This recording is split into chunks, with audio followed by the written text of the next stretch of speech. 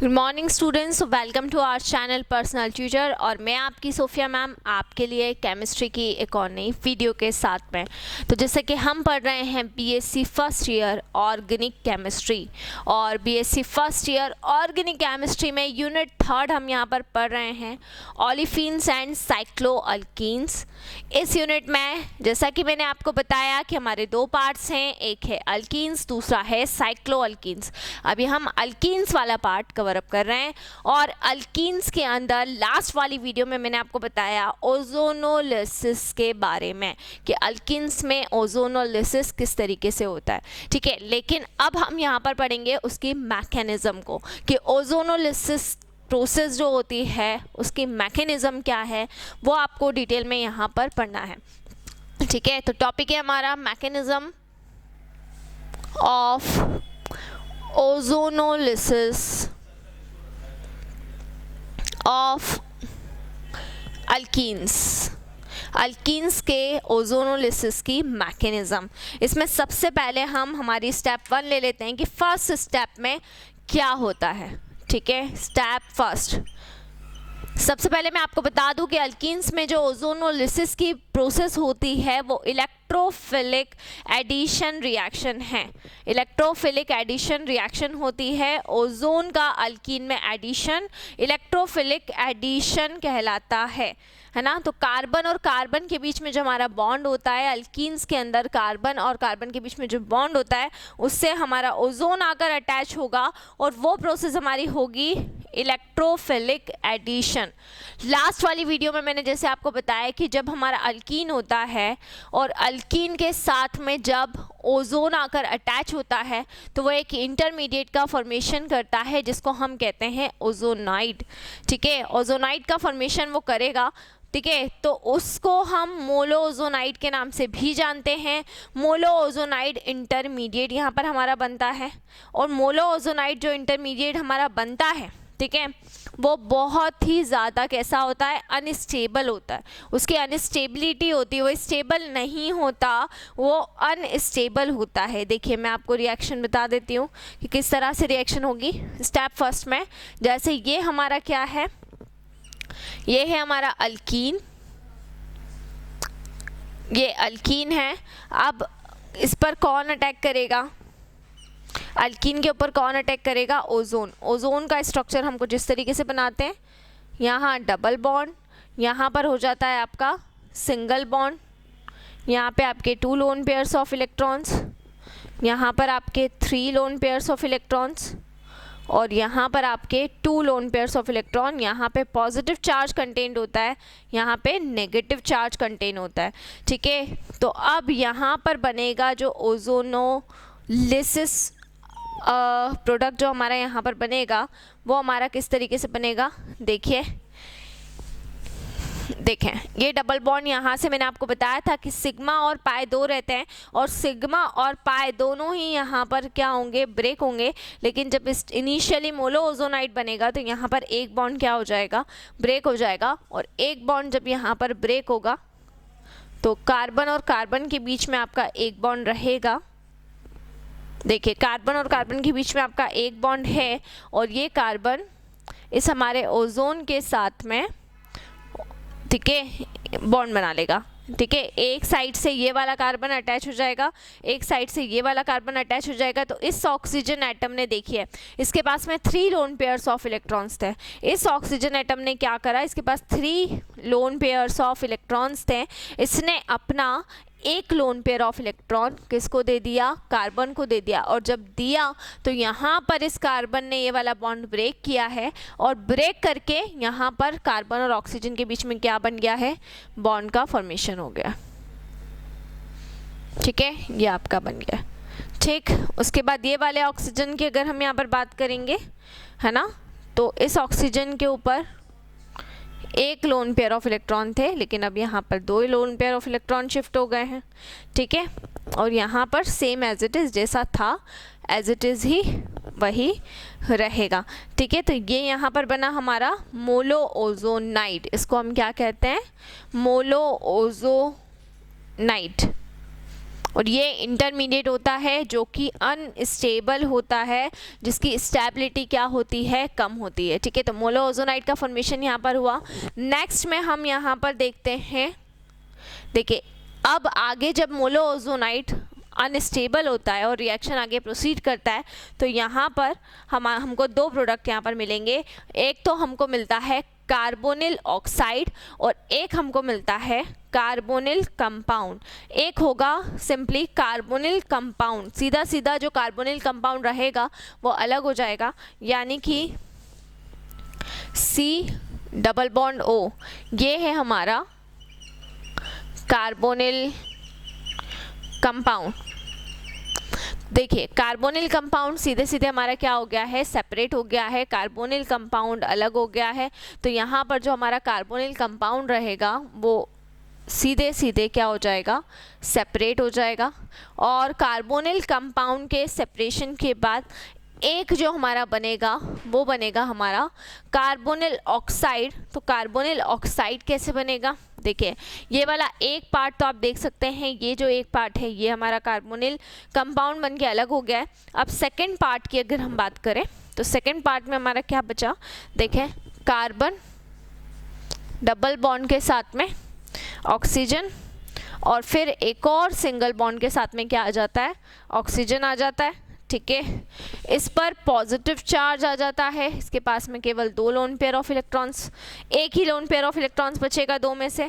और इस पर नेगेटिव चार्ज आ जाता है, इस पर नेगेटिव चार्ज इसीलिए आ जाता है क्योंकि देख सकते हैं आप इसके पास में 2 लोन पेयर ऑफ इलेक्ट्रॉन्स थे, लेकिन अब यहाँ पर 3 लोन पेयर्स ऑफ इलेक्ट्रॉन्स आ गए हैं। तो इसको हम क्या बोलते हैं, कार्बोनिल ऑक्साइड। सो ये है हमारा ओजोनोलिसिस का मैकेनिज्म का फर्स्ट पार्ट, जिसमें आपको ये ध्यान रखना है ये अल्कीन हुआ, ये हमारा ओजोन हुआ। जब ये अल्कीन के ऊपर अटैक करेगा, है ना, ये ओजोन है और ये ओजोन जब हमारा अल्कीन के ऊपर C+C के ऊपर क्या करेगा, अटैक करेगा, तो यहाँ वाले जो भी आपके क्या रहेंगे, लोन पेयर ऑफ इलेक्ट्रॉन, एक जो आपका लोन पेयर ऑफ इलेक्ट्रॉन है वो इस कार्बन पर अटैच हो जाएगा और ये वाले जो लोन पेयर्स ऑफ इलेक्ट्रॉन्स रहेंगे वो इस कार्बन के ऊपर जाकर क्या हो जाएंगे, अटैच्ड हो जाएंगे। ठीक है, तो जब यहाँ पर जाकर वो अटैच होंगे तो यहाँ डबल बॉन्ड काय में कन्वर्ट हो गया, देखिए सिंगल बॉन्ड में कन्वर्ट हो गया है यहाँ, क्योंकि जो लोन पेयर ऑफ इलेक्ट्रॉन थे वो इन्होंने इस कार्बन को दे दिया है और इसने यहाँ पर से इसके साथ में बॉन्ड बना लिया है। इस ऑक्सीजन के पास में वापस से 2 लोन पेयर्स ऑफ इलेक्ट्रॉन आ गए। ये बना मोलो ओजोनाइड जो कि अनस्टेबल होता है। आगे जब रिएक्शन प्रोसीड होती है कार्बोनिल ग्रुप सीधे सीधे अलग हो गया और ये वाला जो पार्ट रहता है तो इस कार्बन और ऑक्सीजन के बीच में डबल बॉन्ड आता है, इस पर पॉजिटिव चार्ज क्योंकि इसने अपने lone pair of electron donate करे, इस पर नेगेटिव चार्ज क्योंकि इसने lone pair of electron gain करे। ठीक है, तो एक बन गया कार्बोनिल कंपाउंड, एक बन गया carbonyl oxide, carbonyl compound and carbonyl oxide. ये है हमारी स्टेप फास्ट। तो स्टेप फास्ट का जो रिजल्ट होता है वो होता है कार्बोनिल कंपाउंड और कार्बोनिल ऑक्साइड। ठीक है, अब सेकेंड स्टेप की बात कर लेते हैं कि इसी मैकेनिज्म के अंदर स्टेप 2 क्या होगी। स्टेप 2,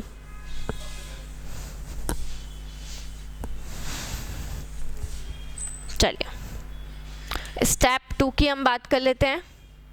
तो स्टेप 2 यहाँ पर क्या होगी, देखें जो हमारे 2 प्रोडक्ट बनते हैं, एक तो बनता है कार्बोनिल कंपाउंड और एक बनता है कार्बोनिल ऑक्साइड। 2 प्रोडक्ट हमारे बनते हैं, एक कार्बोनिल कंपाउंड होता है, दूसरा होता है कार्बोनिल ऑक्साइड। ये दोनों आपस में एक दूसरे के साथ में क्या होते हैं, रीअरेंज होते हैं। कौन कौन से, कार्बोनिल कंपाउंड और कार्बोनिल ऑक्साइड। देखिए ये कार्बोनिल कंपाउंड है,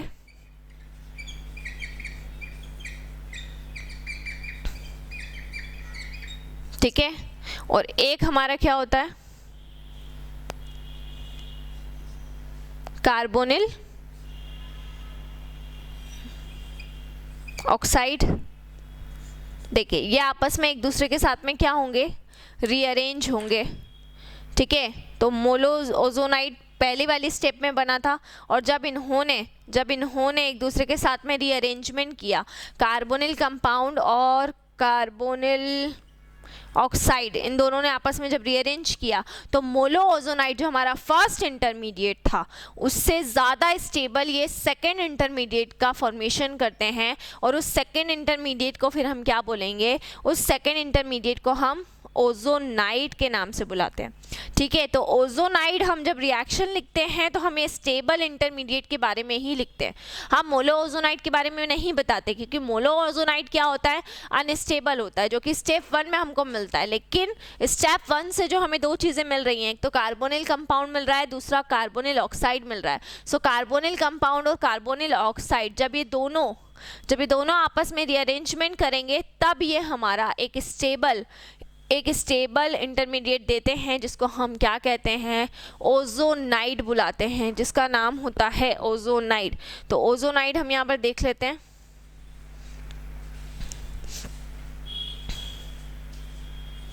देखिए ये आपका बन गया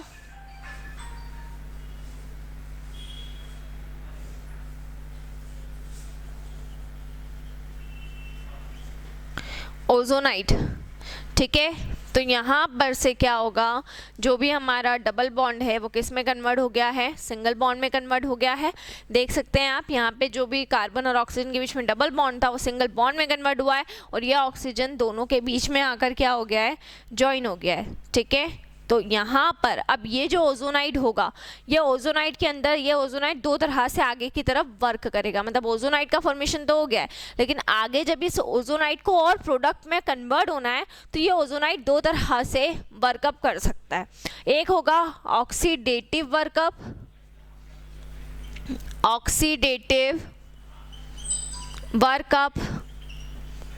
एक तो हो जाएगा आपका ऑक्सीडेटिव वर्कअप, और एक आपका हो जाएगा रिडक्टिव वर्कअप।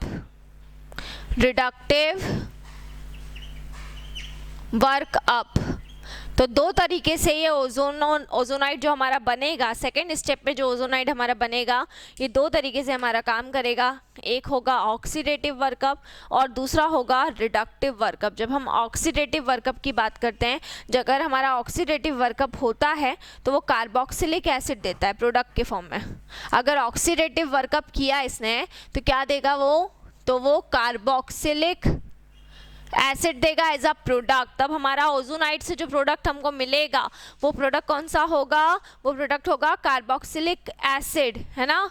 लेकिन अगर हमने रिडक्टिव वर्कअप करवाया इसका ओजोनाइड का, तो उस केस में हमको मिलेगा एल्डिहाइड एंड कीटोन। क्या मिलेगा, एल्डिहाइड एंड कीटोन। तो स्टेप 2 में हमने एक तो लिया है कार्बोनिल कंपाउंड और दूसरा हमने लिया है carbonyl oxide. Carbonyl compound, carbonyl oxide दोनों मिलके किसका फॉर्मेशन करेंगे, ओजोनाइड का फॉर्मेशन करेंगे। तो यहाँ पर हमारा क्या बनेगा, ओजोनाइड बनेगा। अब ये जो पर्टिकुलर ओजोनाइड है वो दो तरीके से आगे के लिए काम करता है। एक तो ये करेगा या तो ऑक्सीडेटिव वर्कअप या फिर रिडक्टिव वर्कअप। प्रोडक्ट मैंने आपको बता दिए हैं कि इस ओजोनाइड के अंदर अगर ऑक्सीडेटिव वर्कअप हुआ तो कार्बोक्सिलिक एसिड का फॉर्मेशन होगा, रिडक्टिव वर्कअप हुआ तो एल्डिहाइड एंड कीटोन का फॉर्मेशन होगा। क्यों, क्योंकि दोनों के ही अंदर, कार्बोक्सिलिक एसिड के अंदर भी, एल्डिहाइड के अंदर भी, कीटोन के अंदर भी, तीनों के ही अंदर कार्बोनिल ग्रुप आता है। तो यहाँ पर ओजोनोलिसिस से हमको कौन से प्रोडक्ट मिलते हैं, वही प्रोडक्ट मिलते हैं जिसके अंदर क्या आता है, कार्बोनिल ग्रुप आता है। तो कार्बोनिल ग्रुप वाले तीनों कंपाउंड होते हैं। सो स्टेप फर्स्ट जब हम करवाएंगे, सबसे पहले कोई भी अल्कीन का ओजोनोलिसिस आप करवाएंगे तो मोलो ओजोनाइड का फॉर्मेशन होगा विच इज़ क्वाइट अनस्टेबल, जो कि अनस्टेबल होता है। इस वजह से वहाँ पर फर्स्ट स्टेप में हमको कार्बोनिल कंपाउंड और कार्बोनिल ऑक्साइड मिलेंगे। सेकेंड स्टेप जो हमने पढ़ी उसमें हमने क्या पढ़ा कि कार्बोनिल कंपाउंड और कार्बोनिल ऑक्साइड इन दोनों को रीअरेंज करवाएंगे। जब ये दोनों आपस में रीअरेंज होंगे तो किसका फॉर्मेशन होगा, ओजोनाइड का फॉर्मेशन होगा। अब यहाँ पे ओजोनाइड की जो थर्ड स्टेप है वो बताई गई है कि थर्ड स्टेप के अंदर क्या होता है, या तो पॉसिबिलिटी ये रहेगी कि या तो ऑक्सीडेटिव वर्कअप या फिर रिडक्टिव वर्कअप, और उसका प्रोडक्ट क्या क्या होगा। अब स्टेप थर्ड में हमको इन दोनों वर्कअप्स के बारे में पढ़ना है कि जब ओजोनाइड ऑक्सीडेटिव वर्कअप करेगा तब किस तरीके से करेगा, या रिडक्टिव वर्कअप करेगा तो वो किस तरीके से रिडक्टिव वर्कअप करता है। तो हम अब ओजोनाइड को ले लेते हैं स्टेप 2 से। चलिए स्टेप थर्ड, और स्टेप थर्ड है ऑक्सीडेटिव और रिडक्टिव वर्कअप। ऑक्सीडेटिव और रिडक्टिव वर्कअप। चलिए सबसे पहले हम बात कर लेते हैं ऑक्सीडेटिव वर्कअप की, कि ऑक्सीडेटिव वर्कअप कब होगा।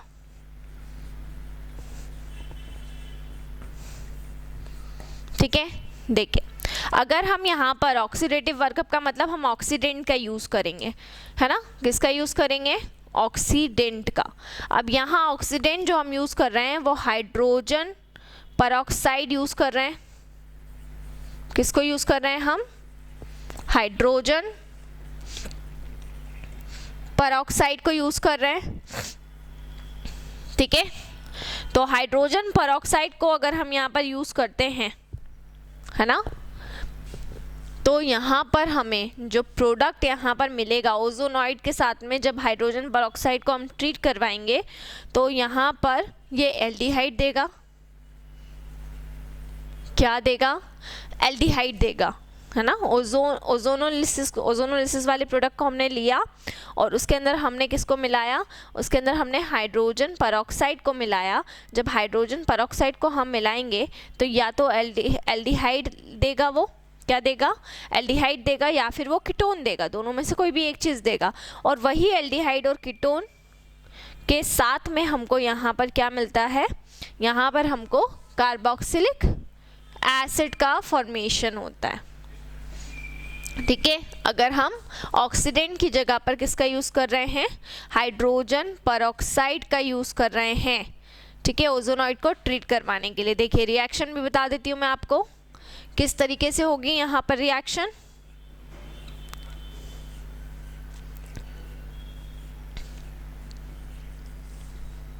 ये आपका सेकेंड स्टेप से क्या मिला है? ओजोनॉइड मिला है। अब यहाँ हम H2O2 यानी कि हाइड्रोजन परऑक्साइड को ले रहे हैं। ठीक है, तो यहाँ पर क्या मिला हमको? कंसिडर करें कि यहाँ पे हमको ये कीटोन मिल गया है। देखिए इस रिएक्टेंट के अंदर आपको कीटोन मिला है, RR⁻C⁻O, ये वाला इतना पार्ट आपको मिला है ना। और प्लस होके आपका क्या निकल गया है? O⁻C⁻R⁻OH,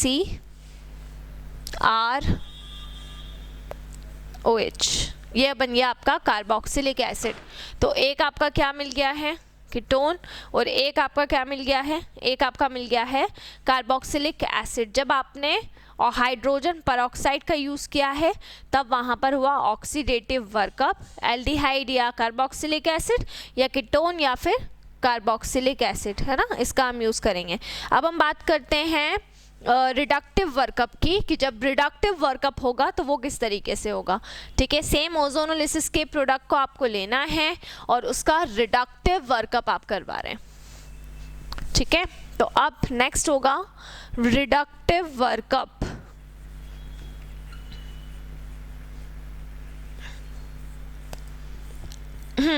तो रिडक्टिव वर्कअप में ओजोनॉइड को किसके साथ में ट्रीट करवाते हैं? रिड्यूसिंग एजेंट्स के साथ में हम अब यहाँ पर उसकी रिएक्शन करवाएंगे।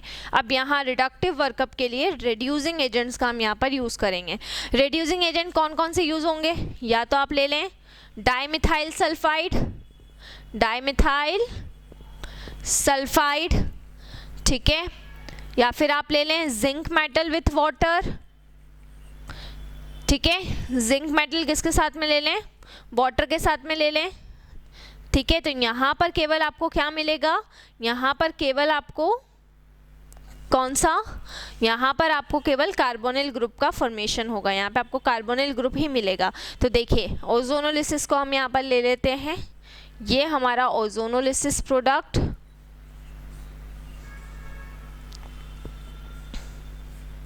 ठीक है, ये ओजोनोलिसिस जो सेकेंड स्टेप से हमको ऑब्टेन हुआ है। ठीक है, अब इसमें हम रिड्यूसिंग एजेंट ले लेते हैं, जिंक वाटर ले लेते हैं। ये हमारा रिड्यूसिंग एजेंट है। जब जिंक वाटर से आप यहाँ पर रिएक्शन करवाएंगे तो देखिए ये वाला जो आपका ओजोनोलिसिस का जो ऑक्सीजन है वो रिमूव हो जाएगा और यहाँ पर आपको कार्बोनिल ग्रुप का फॉर्मेशन हो जाएगा, यानी कि कार्बोनिल कंपाउंड आपको मिल जाएंगे। ठीक है, कार्बोनिल प्रोडक्ट। तो स्टेप 2 तक तो कॉमन रहता है, स्टेप 2 तक दोनों की मैकेनिज्म कॉमन है। स्टेप 2 तक क्या होगा, ओजोनोलिसिस का ही फॉर्मेशन होगा। ओजोनोलिसिस तक हमको आना है स्टेप 2 तक, लेकिन जब हम स्टेप 3 पर आते हैं तो यहाँ पर अलग अलग तरह के हम प्रोडक्ट्स बना सकते हैं। या तो आप उसका ऑक्सीडेटिव वर्कअप करवाएं या फिर रिडक्टिव वर्कअप। अगर कार्बोक्सिलिक एसिड का फॉर्मेशन चाहिए तब हमें उसका ऑक्सीडेटिव वर्कअप करवाना पड़ेगा, और अगर हमें किसका चाहिए ऑक्सीडेटिव वर्कअप किसका करवाना पड़ेगा, अगर हमें कार्बोक्सिलिक एसिड बनाना है। तो अगर केवल कार्बोनिल कंपाउंड बनाना है, कार्बोनिल प्रोडक्ट बनाना है, तो उस केस में अपन रिडक्टिव वर्कअप यूज़ करेंगे। वहाँ पे हम ऑक्सीडेटिव वर्कअप में ऑक्सीडेंट का यूज़ करते हैं। ऑक्सीडेंट वहाँ पर हमारा यूज़ होगा। जब हम रिडक्टिव वर्कअप की बात करेंगे तो रिडक्टिव वर्कअप के अंदर रिड्यूसिंग एजेंट का यूज़ होगा। स्मॉल में एक बार मैकेनिज्म वापस से रिवाइज करवा देती हूँ। देखिए, ओजोनोलिसिस की मैकेनिज्म में सबसे पहली होगी हमारी स्टेप फर्स्ट। स्टेप फर्स्ट में फॉर्मेशन किसका होगा, स्टेप फर्स्ट के अंदर हमारा मोलो ओजोनाइड का फॉर्मेशन होता है, मोलो ओजोनाइड। ठीक है, और मोलो ओजोनाइड से फिर हमें दो चीज़ें आपको मिलेगी। एक तो आपको मिलेगा कार्बोनिल ऑक्साइड और एक मिलेगा कार्बोनिल कंपाउंड। ठीक है, सो फर्स्ट स्टेप में सिंपली अल्कीन को लेना है, अल्कीन को ओजोन के साथ में रिएक्शन करवाना है। अल्कीन जब ओजोन के साथ में रिएक्शन करेगा तो मोलो ओजोनाइड बनाएगा जो अनस्टेबल होगा, और आगे जब ये रिएक्शन बढ़ेगी तो कार्बोनिल ऑक्साइड और कार्बोनिल कंपाउंड हमारा बन जाएगा। ये है हमारी मैकेनिज्म की फर्स्ट स्टेप, इसको हम कह रहे हैं। सेकेंड स्टेप की हम यहाँ पर बात करते हैं। तो सेकेंड स्टेप के अंदर आपको क्या लेना है, जो हमारे कार्बोनिल ऑक्साइड और कार्बोनिल कंपाउंड को रीअरेंज करवाना है। क्या करवाएंगे आप, रीअरेंजमेंट करवाएंगे। किसका रीअरेंजमेंट, कार्बोनिल ऑक्साइड है ना, और कार्बोनिल कंपाउंड का। ठीक है, दोनों का आप क्या करवा देंगे, दोनों का आप रीअरेंजमेंट करवा देंगे। तो कार्बोनिल ऑक्साइड और कार्बोनिल कंपाउंड दोनों ही क्या हो गए, दोनों ही रीअरेंज हो गए। ठीक है, थर्ड स्टेप, रीअरेंजमेंट के बाद की थर्ड स्टेप। तो थर्ड स्टेप में अरेंज करवाने के बाद आपको मिला क्या, रीअरेंजमेंट करवाने के बाद आपको स्टेबल इंटरमीडिएट मिल जाएगा जिसको हम कह रहे हैं ओजोनॉइड। ठीक है, फिर थर्ड स्टेप में हम इस ओजोनॉइड को ले लेते हैं और इसके अंदर हम दो प्रोसेस अप्लाई करवाएंगे। कौन कौन सी दो प्रोसेस, या तो ऑक्सीडेटिव वर्कअप या रिडक्टिव वर्कअप। अगर ऑक्सीडेटिव होगा तो कार्बोक्सिलिक एसिड एल्डिहाइड कीटोन, या अगर रिडक्टिव हुआ तो केवल एल्डिहाइड या कीटोन कार्बोनिल प्रोडक्ट मिलेगा। ठीक है, तो ये आपकी 3 स्टेप्स थी ओजोनोलिसिस की मैकेनिज्म की, और ये आपको एग्जाम में पूछा जाता है। ठीक है, तो ये यहाँ पर हमारा आज एक बहुत ही important topic ozonolysis of alkene होता है कंप्लीट। नेक्स्ट वीडियो में हम और कुछ टॉपिक इस यूनिट के डिस्कस करेंगे। सो इसी तरह से जुड़े रहिए हमारे साथ में, और हमारे चैनल पे क्राउड और कंटेंट बहुत ज़्यादा होने की वजह से और आप लोगों को वीडियोस ढूंढने में बहुत डिफ़िकल्टी हो रही थी, दैट्स वाई हमने आप लोगों के लिए एक और हमारा दूसरा चैनल बनाया है पर्सनल ट्यूटर 2। तो पर्सनल ट्यूटर 2 को जल्दी से जाकर सब्सक्राइब करें, लाइक करें और उस चैनल को भी ज़्यादा से ज़्यादा शेयर करें। अब आपको हमारी जो वीडियोज़ हैं वो हमारे दोनों चैनल्स पर अवेलेबल होंगी, personal tutor 1 and personal tutor 2। Thank you so much.